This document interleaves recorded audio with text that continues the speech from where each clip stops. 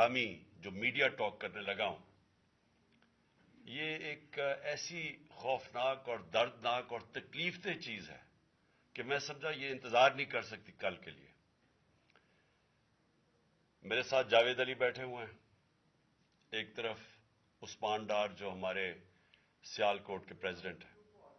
मैं जरा अब आपको सिर्फ बताना चाहता हूं कि यहां हो क्या रहा है इस मुल्क में। मैं अपनी कौम को आगाह करना चाहता हूं कि पाकिस्तान को किस तरह एक बनाना रिपब्लिक बना दिया गया है। ना यहां कोई किस कानून की फिक्र है ताकतवर को, ना उनको फिक्र है अपने आइन की। हमारा जो आइन है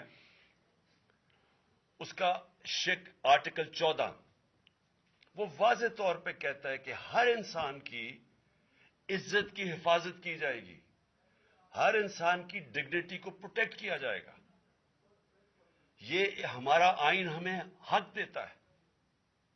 लेकिन जो ये जावेद अली से हुआ, ये मैं इसके मुंह से आप सबको आपको सुनना चाहिए कि इस इंसान से हुआ क्या।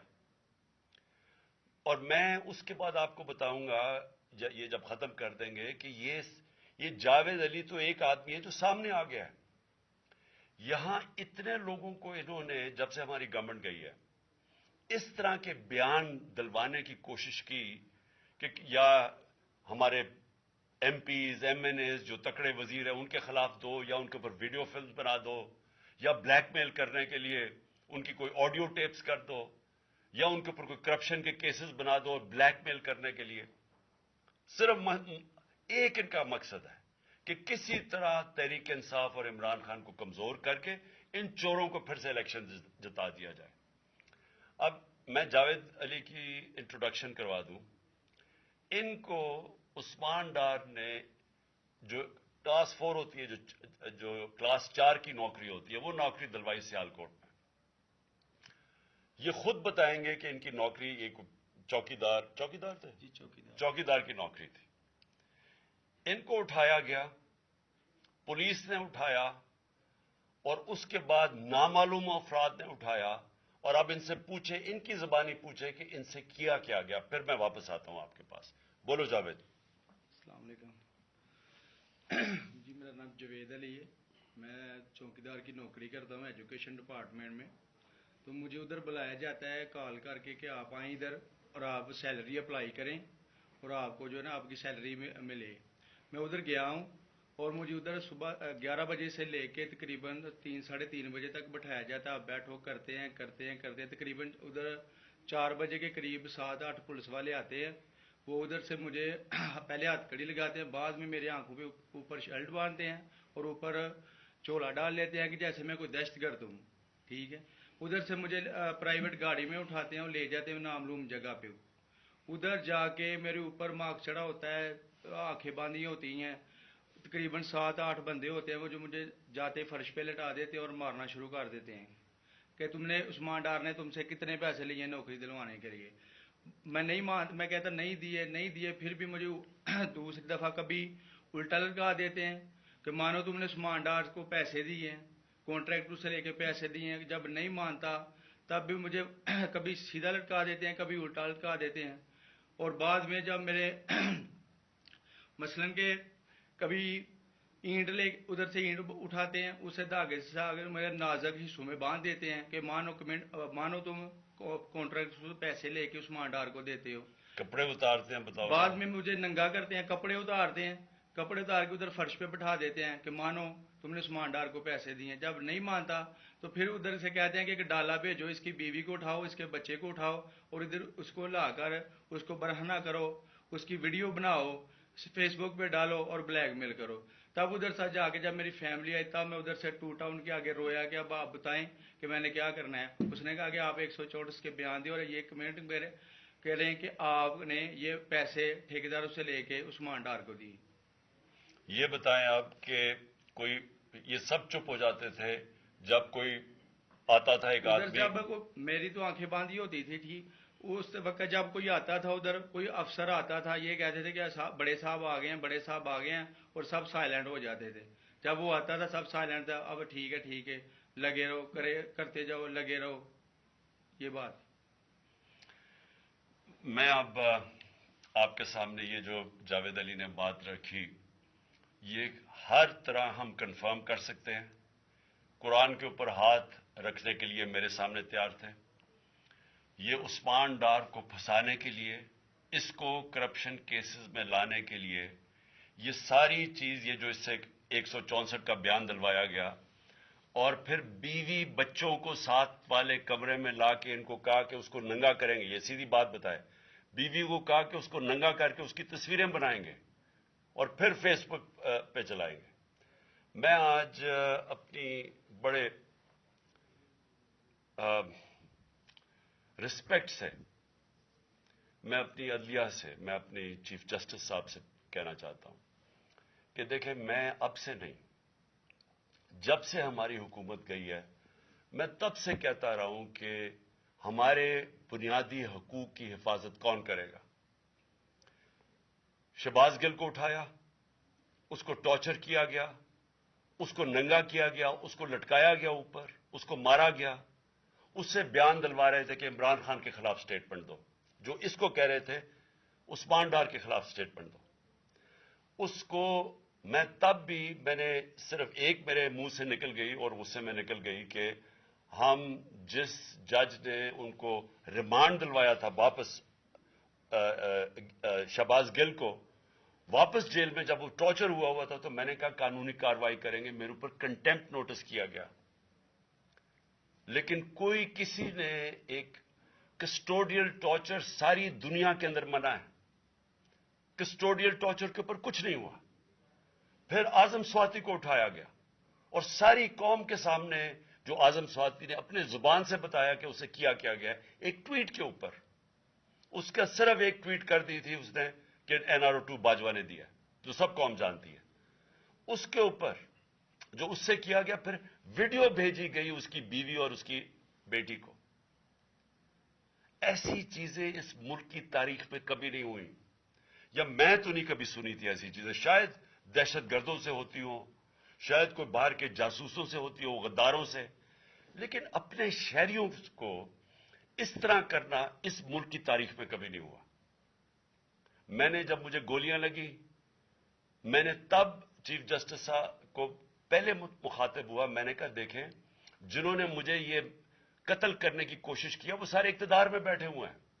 اس میں یہ جو ایک آدمی ڈرٹی ہیری جب سے جنرل باجوہ لے کے آیا یہاں، تب سے یہ تشدد شروع ہوا ہے. شہباز گل کا، اعظم سواتی کا، مجھے گولیاں لگی. یہ جو داستان آپ سن رہے ہیں، سوشل میڈیا کے بچوں سے پوچھیں، جب سے یہ آدمی آئے ان سے اٹھ کے کیا ہوا. ان کو بند کمروں میں کپڑے اتارے گئے، ذلیل کیا گیا. ایک ماں باپ نے مجھے کال کی، انہوں نے کہا ابھی تک ان کا بیٹا نارمل نہیں ہوا. اس سے اوپر اتنا تشدد کیا کہ وہ ابھی تک نارمل نہیں ہوا. اور میں ان کو کہا، جس طرح اس کو جاوید کو کہا میں نے سامنے آؤ، سب ڈرتے ہیں، نامعلوم افراد سے سب ڈرتے ہیں، اور کوئی کسی قسم کی پروٹیکشن کسی کو نہیں ہے، کیونکہ یہ قانون کے اوپر ہے، یہ جو مرضی کر لیں، کوئی ان کو بچانے والا نہیں ہے.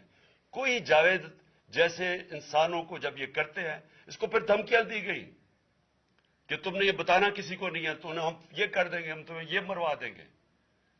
تو یہ اس ملک کی، ہمارے پاس تو ایک ہی راستہ ہے، اور مجھے پتا ہے کہ عدلیہ کے اوپر پورا اٹیک ہے، یہ مافیا کا. یہ پولیٹیشین نہیں ہے، یہ مافیا ہے جو ٹیپیں بناتا ہے ججز کی، جو ہر قسم کی بلیک میل کرتا ہے. انٹیریئر منسٹر ٹیپ چلا رہا ہے کسی کی، یہ بالکل غیر قانونی چیز ہے. وہ جج کی ٹیپ چلا رہا ہے، وہ اس کی مریم وہ ٹیپ چلا رہی ہے کسی ارشد ملک جج کی، کبھی ثاقب نثار کی ٹیپ چل رہی ہے. یہ کسی مہذب معاشرے میں یہ چیزیں نہیں ہوتی. یہ کنٹرول کے لیے، عدلیہ کو کنٹرول کے لیے صرف یہ سارے حربے استعمال کیے جا رہے ہیں. میں آج اس پلیٹ فارم سے اپنے چیف جسٹس اور اپنی ہائر جوڈیشری کو، امید تو صرف آپ سے رہ گئی ہے. اس وقت جو جس طرح کا ظلم کیا جا رہا ہے، یہ نامعلوم افراد جو کر رہے ہیں اس ملک کے ساتھ، اور خاص طور پہ جو ڈرٹی ہیری ہے، میری ساری انہوں نے، یہ کیسے ہو سکتا ہے کہ میری جو ساری جے آئی ٹی کی رپورٹ تھی جو انہوں نے فورینسک ایویڈنس جمع کی ہوئی تھی وہ ساری ختم کر دی ہے. ان 4 آفیسرز کو پھر اوپر بٹھا دیا ہے جن کے اوپر پروسیکیوٹر جنرل نے کہا تھا کہ انہوں نے میری جے آئی ٹی کی ایویڈنس سیبوٹاج کرنے کی کوشش کی. اس نے ٹیررزم کورٹ کو بتایا ہے, ان کو واپس لا کے اوپر بٹھا دیا ہے. یعنی اس سے انصاف ملے گا. ساری ایویڈنس ختم کر دی ہے تو ہمیں کدھر جائیں گے ہم؟ میری ریکویسٹ ہے چیف جسٹس صاحب, یہ جاوید علی کی اس کے اوپر موٹو ایکشن لیں, پتہ چلائیں کہ یہ کون لوگ ہیں. اور اوپر سے اس نے نامعلوم افراد نے اس نے سنا کہتے ہوئے کہ پولیس کے اوپر سارا الزام لگانا, پولیس کو پنچنگ بیگ بنانا اور کچھ نہ کہنا, نہیں تو ہم تمہیں یہ کر دیں گے, مار دیں گے. دیکھیں جی, وقت آ گیا ہے. میں اپنی جوڈیشری سے یہ کہنا چاہتا ہوں کہ یہ جو بھی آپ کا سب سے بڑی جوڈیشری کی سب سے بڑی ذمہ داری ہمارے بنیادی حقوق کی حفاظت کرنا ہے. یہاں جس طرح یہ رجیم چینج کے بعد جس طرح بنیادی حقوق ختم کیے گئے ہیں, لوگوں کو لاوارث چھوڑ دیا ہے, سمجھ نہیں ہے لوگ جائیں کدھر انصاف کے لیے. ہم نے ایک پرامن احتجاج جیل بھرو تحریک شروع کی. جو لوگوں کو اٹھا کے لے کے جا رہے ہیں ان کو کپڑے نہیں دے رہے ہیں, ان کو دور دور لے گئے ہیں, کسی کو اٹک ڈرانے دھمکانے سے خوف پھیلا رہے ہیں. ایک طرف ایک پرامن احتجاج تاکہ ملک میں نقصان نہ پہنچے. اب ہماری قوم آگے مشکل میں ہے, مہنگائی میں ڈوب گئی. کبھی پاکستان کی تاریخ میں 41% مہنگائی انفلیشن نہیں ہوئی. چھوڑ کے گئے تھے 12% تھی, آج 41% ہے. ہم اس کے احتجاج کریں کہ چور اوپر بٹھا دیے, این آر او مل گیا ہے, پکڑ کے یہ حالات ہوتا ہے, سب کو ڈرانا دھمکانا, جرنلسٹ کو, صحافیوں کو, ٹی وی چینلز کو. تو میں صرف چیف جسٹس صاحب اور آپ اپنے سپریم کورٹ سے آج خاص درخواست کرتا ہوں کہ یہ جاوید علی کی کہانی سنیں, پوچھیں کون ذمہ دار ہے, کہیں تو لائن ڈرا کریں کہ اب ان کو خوف تو ہو کہ کوئی کھڑا ہے ان کے لیے, عوام کے لیے, عوام کے ساتھ کھڑا ہے. کوئی تو ایکشن لیں تاکہ عوام کو کوئی حوصلہ ہو کہ ہماری عدلیہ ہمیں بچائے گی. کون بچائے گا جاوید؟ سوچیں کہ بیوی بچوں کو ساتھ والے کمرے میں جا کے کہتے ہیں اس کو ننگا کر کے ہم اس کی تصویریں بنائیں گے. یہ کون سے معاشرے میں ہوتا ہے؟ یہ کوئی غدار ہے, کوئی ایک چوکی دار کی کلاس 4 کی نوکری کر رہا ہے, اس سے اٹھا کے یہ کیا کہ جی اس کے خلاف ایویڈنس تھے کہ وہ دیکھیں جی کتنا آپ نے اس کے لیے کتنی پتہ نہیں کدھر سے اس نے کلاس 4 کے چوکی دار نے پتہ نہیں کیسے پیسے بنا کے دینے تھے اس کو, لیکن کوئی ایویڈنس مل جائے تاکہ کسی طرح تحریک انصاف کا جو سیال کوٹ کا ہمارا ڈسٹرکٹ کا پریزیڈنٹ ہے اس کو کسی طرح گندا کیا جائے اور اس کو کسی طرح نااہل کیا جائے, کسی طرح اینٹی کرپشن میں آ جائے. اور یہ ہے پنجاب کی جو انہوں نے کیئر ٹیکر گورنمنٹ, یہ جو ایک بددیانت دار ایک میں اس کا نام مجھے سمجھ نہیں آتا کہ ایسا گھٹیا چیف الیکشن کمیشن اس ملک کی تاریخ میں نہیں آیا کہ شرم نہیں آئی کہ نیوٹرل کیئر ٹیکر یہ حرکتیں کرتا ہے. یہ نیوٹرل کیئر ٹیکر کے نیچے ہو رہا ہے.